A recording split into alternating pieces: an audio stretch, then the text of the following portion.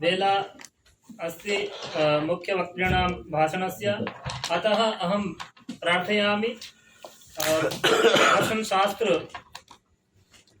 दर्शनशास्त्रपीठे जैनदर्शनविभागे सम्प्रति आचार्याः प्रोफेसर् वीरसागर जैन महोदयाः प्रार्थ्यन्ते मुख्यवक्तृभाषणार्थम्।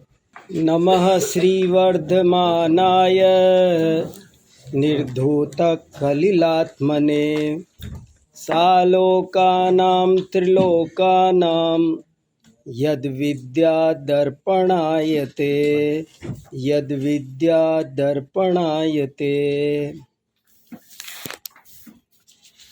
भारत की वसुंधरा वास्तव में रत्नगर्भा है। यहाँ एक से बढ़कर एक रत्न हुए हैं।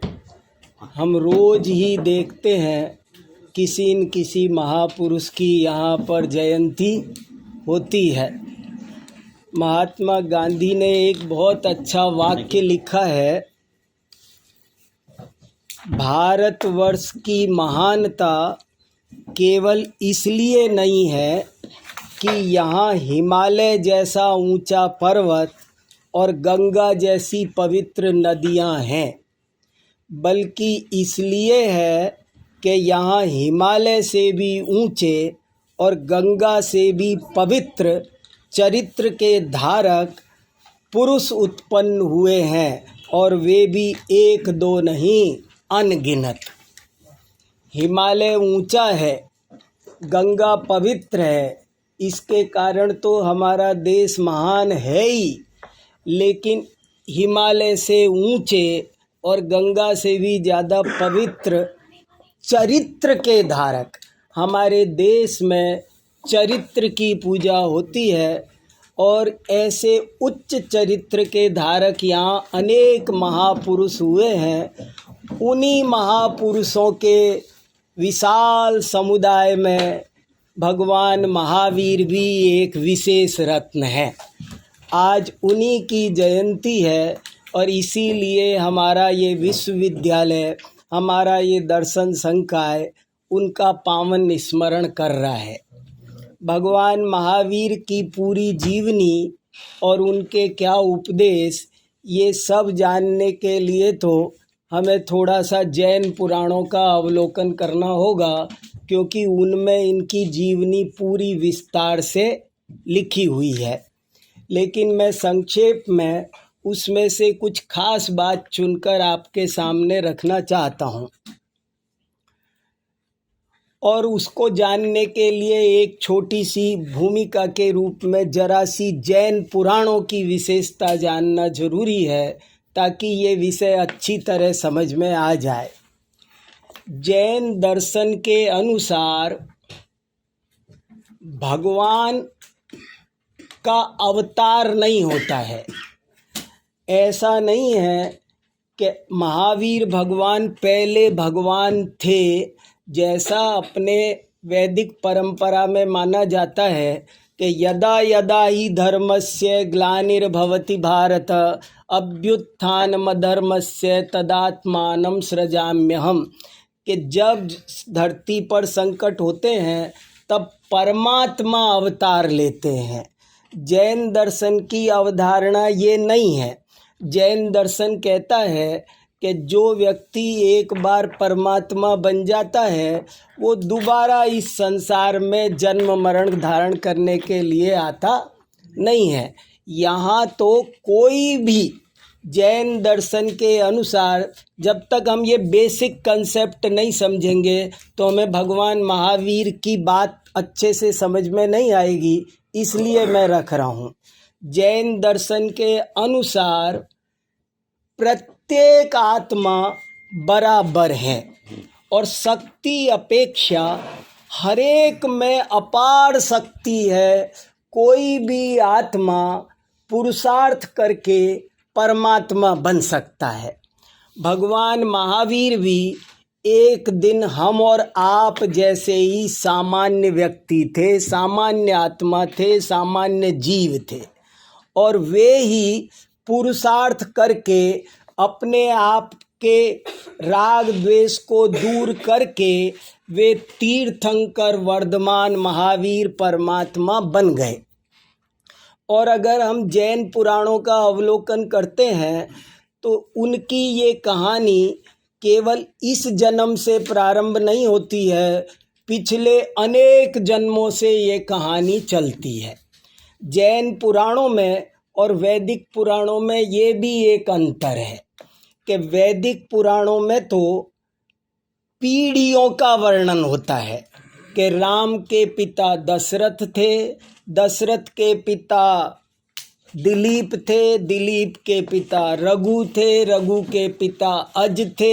ऐसे पीढ़ियों का चित्रण मिलता है। लेकिन जैन परंपरा में आत्मा की पीढ़ियों का चित्रण मिलता है। जैसे भगवान महावीर के पिता का क्या नाम, तो गुरुजी ने बताया कि सिद्धार्थ। लेकिन अगर अभी आपसे ये पूछूं मैं कि सिद्धार्थ के पिता का क्या नाम है, तो जैन पुराणों में भी ज़्यादा नहीं, और वो भी मिल जाएगा तो उनके पिताजी का क्या नाम है वो नहीं मिलेगा। लेकिन भगवान महावीर पिछले जन्म में क्या थे ये मिलेगा, उससे पिछले जन्म में क्या थे ये मिलेगा। मैं ये कहना चाहता हूँ कि जैन पुराण आत्मा के विकास की कहानी बताते हैं, किसी घराने के विकास की कहानी नहीं बताते हैं। घराने के विकास की कहानी एक दूसरी बात है, लेकिन यहाँ आत्मा के विकास की कहानी बताते हैं।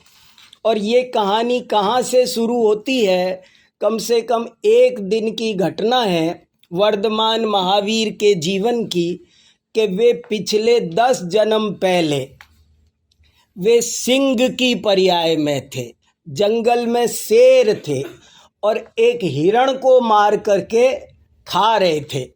उसी समय दो बहुत बड़े आचार्य मुनिराज वहाँ उतर कर आए और उनके उपदेश से, उनके दर्शन से, उनके प्रवचन से, उनके सानिध्य से शेर को आत्मज्ञान होता है कि मैं शेर नहीं हूँ, शेर तो मेरी पर्याय का नाम है। जैन दर्शन के अनुसार ये शरीर हमारी पैकिंग है, हर आत्मा आत्मा है, कोई स्त्री पुरुष गधा घोड़ा ये तो वस्त्र के समान है, पैकिंग के समान है, आत्मा सब बराबर है। तो शेर को भी ये ज्ञान हुआ कि मैं वास्तव में शेर नहीं हूँ, मैं तो आत्मा हूँ। और जब उसे ये ज्ञान होता है तो वो मांसाहार का त्याग करता है, उसके जीवन में बहुत पवित्रता प्रकट होती है और उसके विकास की कहानी यहाँ से ये पहला पाठ है। भगवान महावीर के विकास का पहला दिन यहाँ से प्रारंभ होता है। और इस बात को मैं कभी ऐसे भी कहता हूँ कि जैन दर्शन केवल नर से नारायण बनने का मार्ग नहीं बताता है, बल्कि पशु से परमेश्वर बनने का मार्ग बताता है। जैन दर्शन कहता है कि नर तो नारायण बन ही सकता है, लेकिन अगर कोई पुरुषार्थ करे तो पशु भी परमेश्वर बन सकता है। भगवान महावीर का ये जीव जो शेर की पर्याय में था, धीरे धीरे अपना विकास करता है और विकास करके आज से ठीक 2622 वर्ष पहले चैत्र शुक्ला त्रयोदशी के दिन बिहार में वैशाली जिले में एक कुंड ग्राम नाम का नगर है, जो एक विशाल प्रजातंत्र का था और वहाँ पर राजा सिद्धार्थ राज्य करते थे। उनके घर में इस बालक का राजकुमार के रूप में इस वर्धमान का जन्म होता है। ये वैशाली के वर्णन पर भी अभी मैं बहुत सारी बातें आपको बता सकता हूँ। वैशाली एक बहुत समृद्ध नगर था, इसको विदेह कहते हैं और ये वही जगह है जहाँ राजा जनक रहते थे। और ये और भी इसका बड़ा सुंदर इतिहास है। इसके बारे में रामधारी सिंह दिनकर ने एक बात लिखी है। वैशाली में उस जमाने में राजा सिद्धार्थ राजा नहीं थे बल्कि प्रधानमंत्री थे। प्रधानमंत्री का मतलब है वहाँ पर गणतंत्र चलता था, जनतंत्र चलता, प्रजातंत्र वहाँ चलता था। और रामधारी सिंह की 4 पंक्तियाँ आप सबको ध्यान देने लायक है। उन्होंने लिखा है, बहुत अच्छी पूरी कविता है वैशाली पर उनकी, लेकिन उसमें से 4 पंक्तियाँ ध्यान देने लायक है। वैशाली जन का प्रतिपालक, गण का आदि विधाता, जिसे ढूंढता देश आज वो प्रजातंत्र की माता। रुको एक क्षण पथिक यहाँ, मिट्टी को शीश झुकाओ, राज सिद्धियों की समाधि पर फूल चढ़ाते जाओ। वो वैशाली, ये भारत के संविधान में ये प्रकाशित है, आज भी मिलता है। भारत का संविधान अगर आप पुस्तक कहीं से भी खरीदेंगे तो एक ये चित्र उसमें छपा हुआ मिलता है। बहुत सारे चित्र हैं उसमें, उनमें एक चित्र ये भी है। और इस चित्र में ये लिखा हुआ है कि भगवान महावीर की जन्मभूमि में चल रहे प्रजातंत्र से प्रेरणा लेकर और भगवान महावीर के अहिंसा आदि सिद्धांतों से प्रेरणा लेकर हमारे देश ने स्वतंत्रता प्राप्त की और इस संविधान का निर्माण किया। ये इसमें लिखा हुआ है, आप कोई भी देख पढ़ सकते हैं। मेरा कहने का मतलब ये है कि राजकुमार वर्धमान ने एक सामान्य बालक के रूप में जन्म लिया, लेकिन वे एक चिंतक थे, वे एक बहुत अच्छे इंसान थे। और उन्होंने इस बात पर सबको सोचने को विवश किया। ज़्यादातर जगह राजघरानों में ये परंपरा चली आती है। वे इकलौते राजकुमार थे राजा सिद्धार्थ के, और परंपरा से वो राजा बनते। लेकिन राजकुमार वर्धमान ने वे सोचते थे कि क्या राजा बन जाना यही जीवन का लक्ष्य है? मैं राजा बन जाऊं, आसपास के राजाओं को जीत कर अपने राज्य का विस्तार करूं, क्या इसी में जीवन की सफलता है? ऐसा उन्होंने सोचा। और जिन सोचा तिन पाइया, गहरे पानी पैठ मोती उनके हाथ में लगते हैं। तो उन्होंने जब ये चिंतन किया तो उन्हें समझ में आया कि दूसरों को जीतने का नाम वीरता है क्या?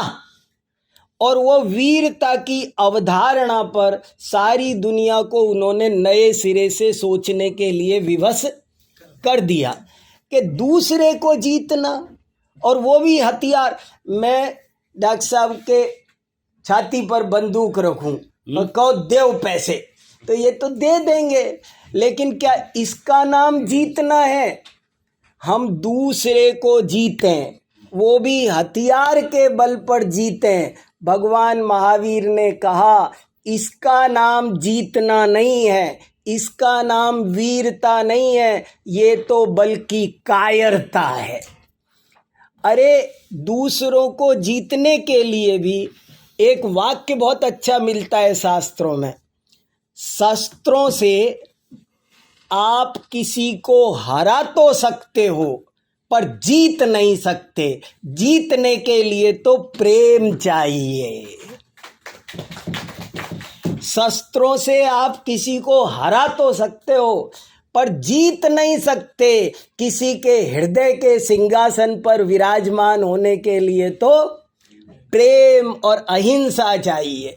तो उन्होंने वीरता की इस परिभाषा को, जो दुनिया में प्रचलित थी, लोग आपको ऐसे लोग तो इतिहास भरा पड़ा है, गद्दी हथियाने के लिए दुनिया तरस रही है। ऐसे लोगों की कमी नहीं है कि जिन्होंने पिता को मार कर भी राज्य हासिल किया है, इनको तो अपने आप राज्य दिया जा रहा था, लेकिन फिर भी इन्होंने कहा कि दूसरे को जीतने का नाम वीरता नहीं है।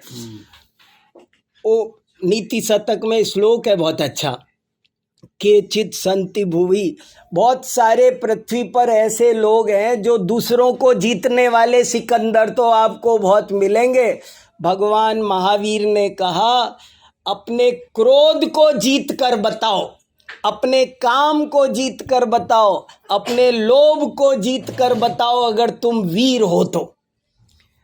ऐसे करके उन्होंने वीरता की नई अवधारणा दी और कहा कि मुझे ये जैसी दुनिया में वीरता है, ये वीरता मुझे नहीं चाहिए। दूसरों के छाती पर चढ़ना, इसका नाम वीरता नहीं है, अपने विकारों को जीतने का नाम ही वीरता है। और वे नग्न दिगंबर होकर मुनि बन गए। उन्होंने कोई वस्त्र, एक सोचो, उन्होंने शरीर पर एक धागा भी नहीं रखा और वन में चले गए साधना करने के लिए, ये समझने के लिए कि मैं कौन हूँ, मेरा सच्चा स्वरूप क्या है और मेरे जीवन का क्या उद्देश्य है, सुंदर जीवन क्या होता है। भगवान महावीर ने कोई नया धर्म दर्शन नहीं चलाया, उन्होंने कोई नया ड्रेस कोड नहीं चलाया, उन्होंने कोई दूसरों को तुम मेरे अधीन बनो ऐसा नहीं कहा, कभी नहीं बनाया। वे स्वयं संत थे और जो वस्तु का स्वरूप था उसे जानकर मानकर जो सुंदर जीवन की शैली हो सकती है वो उन्होंने स्वयं अपनाई और दूसरों से भी कहा। भगवान महावीर की ये सबसे बड़ी विशेषता है कि वो ये कहते थे कि मैं जो बात कह रहा हूँ वो बात भी तुम मेरे कहने से मत मानो, बल्कि तुम उसकी परीक्षा करो, समझो, और तुमको अगर वो लगता है कि अपने जीवन के लिए वो उपयोगी है तो तुम उसे स्वीकार करो।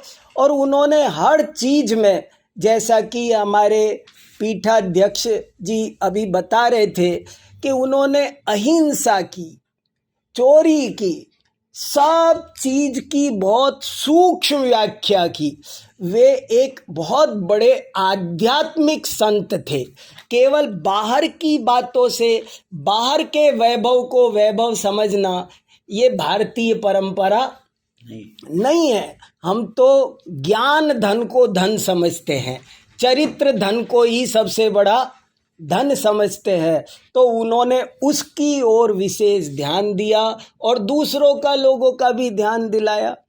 अब जैसे अहिंसा की बात भी है, जैसे चोरी की बात बताई, ऐसे ही अहिंसा पर आप जानकर ताज्जुब करेंगे। आज भी कोई व्यक्ति उनके अहिंसा संबंधी विचारों को पढ़ता है तो आश्चर्यचकित हो जाता है कि इतनी सूक्ष्मता में जाकर के आप देखो, दूसरे को मारने का नाम हिंसा है। उन्होंने कहा ये तो बहुत स्थूल बात है, ये तो हिंसा है ही, दूसरे को मारने का ना, दूसरे को मारने का भाव करना ये भी हिंसा है। फिर कहा अभी ये भी हिंसा है, लेकिन अभी हिंसा और भी सूक्ष्म है। हिंसा किसी से द्वेष रखने का नाम तो हिंसा है ही, लेकिन भगवान महावीर ने कहा कि किसी से राग रखना भी, तीन लोक के किसी पदार्थ से राग रखना, ये जरा बहुत सूक्ष्म बात है और जल्दी से कितनों ही के गले उतरती नहीं है। क्यों? वैसे राग तो बहुत अच्छा है, प्रेम तो करना चाहिए सबसे, लेकिन भगवान महावीर ने कहा किसी भी चेतन या अचेतन पदार्थ के प्रति राग रहेगा तो राग ही द्वेष का कारण बनेगा। देखो, द्वेष का भी मूल कारण, इस वाक्य पर जरा ध्यान दिया जाए। भगवान महावीर कहते हैं कि द्वेष का भी मूल कारण राग है। द्वेष कैसे होगा? मान लो कोई व्यक्ति मेरी गाड़ी में कुछ खरोंच डाल रहा है, तो मुझे उस पर गुस्सा क्यों आएगा? मैं उसके थप्पड़ क्यों मारूंगा? क्योंकि मुझे गाड़ी से राग है। अगर मुझे गाड़ी से राग नहीं होता तो नहीं आता। द्वेष के भी मूल में किसी जीव की हत्या के मूल में द्वेष है, लेकिन द्वेष के भी मूल में राग है। इसलिए भगवान महावीर ने कहा वीतराग बनो। वीतरागता का नाम धर्म है। जहाँ राग है वहाँ आकुलता होगी ही होगी। पूर्ण शांति निराकुलता हो सकती नहीं है। ऐसे उन्होंने हर सिद्धांत में बहुत सूक्ष्मता में जाकर के उन्होंने कहा। उनका अनेकांत और स्यादवाद सिद्धांत भी क्या है, अगर देखा जाए तो वो एक इतनी बड़ी बात जो भारतीय संस्कृति की मूल बात है, वो ये कहता है कि विरोधी से भी प्रेम करो, विरोधी से भी द्वेष। अनेकांत सिद्धांत का क्या मतलब है? स्यादवाद सिद्धांत का क्या मतलब है? मैंने एक दिन कहा था एक व्याख्यान में कि भारतीय संस्कृति की अनेक विशेषताएं हैं। मैं सब गिना सकता हूँ, सब एक से बढ़कर एक है। लेकिन कोई मेरे से पूछे कि सबसे बड़ी विशेषता एक बताओ, तो मैं कहूँगा कि भारतीय संस्कृति की सबसे बड़ी विशेषता ये है कि यहाँ पर विरोधी से भी प्रेम किया जाता है, द्वेष नहीं किया जाता। जीवन्तु मे शत्रुगणा सदैव येषां प्रयत्नेन निराकुलोऽहं यदा यदा मां भजते प्रमाद तदा तदा मां प्रतिबोधयन्ति। ये भारतीय संस्कृति है। भारतीय संस्कृति कहती है कि निंदक नियरे राखिए। मैं कभी कभी सोचता हूँ कि हमारे यहाँ चार्वाक दर्शन को भी दर्शनों की श्रेणी में परिगणित किया। जो चार्वाक दर्शन कह रहा था स्वर्ग नरक कुछ नहीं होता, पाप पुण्य कुछ नहीं होता, खाओ पियो मस्त रहो, उस चार्वाक दर्शन को भी नष्ट नहीं किया। उसे भी दर्शनों की, तुम भी एक विचारधारा हो, यहाँ बैठो, तुम पर विचार करेंगे, समीक्षा करेंगे, तर्क युक्ति से तुम्हारी बात पर भी। हमारे यहाँ पूर्व पक्ष पर कभी बेईमानी नहीं की जाती है। जो पूर्व पक्ष है उसे बहुत ईमानदारी से प्रस्तुत किया जाता है। यही स्यादवाद है। भगवान महावीर उसके लिए ज्यादा सूत्र बना है भगवान ने। हाँ, सिद्धांत सूत्र एक ही है। सिद्धांत कितनी बड़ी बात है ये। माने भगवान महावीर ने कहा मतभेद हो पर मनभेद नहीं होना चाहिए। मतभेद विकास का कारण है। यदि मतभेद नहीं होते, आप सोचो, यदि मतभेद होते तो दर्शन शास्त्र इतना विकसित होता आज? तो मतभेद विकास का कारण है, मनभेद विनाश का कारण है। मनभेद मत रखो। हर व्यक्ति स्वतंत्र है। हर व्यक्ति अपने अपने विचार को रखने में, सोचने में, समीक्षा करने में, आज मानने में, कल मानने में, ये उनका अनेकांतवाद है। उन्होंने ये अनुभव किया कि यदि आप अनेकांत को नहीं मानेंगे तो आपको आतंकवाद को मानना पड़ेगा। हमारे गुरुजी जो कुंद कुंद भारती में रहते थे, वो तो ये वाक्य बहुत बोलते थे कि दुनिया में दो ही वाद हैं, एक अनेकांतवाद और दूसरा आतंकवाद। तीसरा कोई वाद नहीं है। जो अनेकांतवाद को नहीं मानेगा वो आतंकवादी है, क्योंकि एक पक्ष का आग्रह। सिक्के का एक पहलू होता ही नहीं है। दीवार के दो साइड होती ही होती है, कभी भी नहीं होता। दिन है तो रात है, रात है तो दिन है, सुख है तो दुख है, पाप है तो पुण्य है, पुण्य है तो पाप है। सब चीजें ये दुनिया है, दो पार्ट से बनी है। तो इसमें दो पक्ष तो वस्तु के स्वरूप में है, इसे स्वीकार करो, समझो, ऐसा उनका बहुत आग्रह, उनका उपदेश था। और जो जो बातें उन्होंने और भी कही, आचार व्यवस्था की, जो भी, जैसे आज आप कुछ बातों पर ध्यान देंगे कि उन्होंने तब कहा था कि भैया रात्रि भोजन मत करो, पानी छान कर पियो, मद्य मांसादि के सेवन नहीं, जो उत्तम आहार विहार पर ध्यान दिया। आज कोरोना पीरियड में सबने देख लिया कि सारी दुनिया भगवान महावीर के सिद्धांतों की ओर देख रही है। भगवान महावीर ने कहा पृथ्वी, जल, अग्नि, वायु, वनस्पति, ये भी जीव हैं और इनको भी आप नुकसान मत पहुंचाओ, एक बूंद पानी भी फालतू मत बर्बाद करो। उन्होंने ऐसा जो अल्पारंभ का, अपरिग्रह का, ट्रिपल ए बोलते हैं इसको अंग्रेज लोग, अहिंसा, अनेकांतवाद और अपरिग्रहवाद, इन सिद्धांतों का उन्होंने उपदेश दिया। परिग्रह ना, दुनिया के 9 ग्रह कितना दुख देते हैं पता नहीं, मगर ये परिग्रह सबसे बड़ा ग्रह है क्योंकि चिंता पैदा करता है। परिग्रह क्यों बुरा होता है? क्योंकि चिंता पैदा करता है, और चिंता चिता से भी बुरी होती है। चिता चिंता द्वयोर मध्य बिंदु मात्र विशेषता, सजीवे दहती चिंता, निर्जीवे दहती चिता। तो ऐसे करके भगवान महावीर का जो जीवन था वो एक सुंदर जीवन जीने की कला भर सिखाता था। और उन्होंने तपस्या करके, साधना करके एक दिन केवल ज्ञान को प्राप्त किया, पूर्ण वीतरागता को प्राप्त किया। वे संपूर्ण काम क्रोध राग द्वेष से मुक्त हो गए और परमात्मा बन गए। पहले अरिहंत दशा में आए, फिर उनका 30 वर्ष तक विहार होता रहा।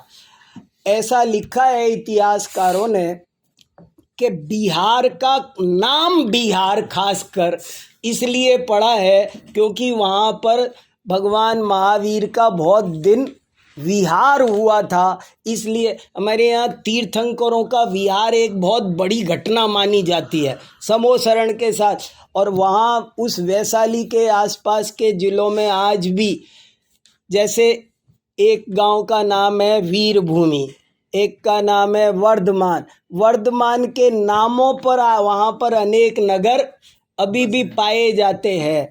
तो ऐसे करके वर्धमान महावीर जैन धर्म के 24वें तीर्थंकर, वो भी भारत के एक अमूल्य वैभव है, अमूल्य विरासत है। और आज दर्शन संकाय और हमारा पूरा विश्वविद्यालय उनका स्मरण कर रहा है। सच है, वो एक श्लोक और भी है कि जहाँ पर महापुरुषों का स्मरण नहीं किया जाता है तो वहाँ मरण होता है। लोगों को, आने वाली पीढ़ी को इन महापुरुषों का स्मरण करना चाहिए ताकि वे उनका गुण ग्रहण करके खुद भी बड़े बड़े संत बन सके। भारत की असली संपत्ति संत है। भारत जो विश्व गुरु बना है वो ऐसे ही संतों के बल पर बना है। सदाचार में जीवन, और ये जो सोने की चिड़िया बना है वो इसलिए कि अपरंपार वैभव को भोगना यहाँ की संस्कृति नहीं है। देखो, मैं कभी कभी एक वाक्य और बोलता हूँ कि दुनिया के दूसरे देशों में और हमारे देश में क्या अंतर है, वैलक्षण्य क्या है, क्या वैलक्षण है। तो मैं बताता रहता हूँ कि और देशों में तो जो जितना ज़्यादा जोड़ता है उसे उतना बड़ा माना जाता है। हर साल टॉप 10 रिच की लिस्ट आती है कि वो टॉप 10 में अब 10 में से 5 पे आ गया, वो और बड़ा हो गया, 5 से 4 पे आ गया तो और बड़ा।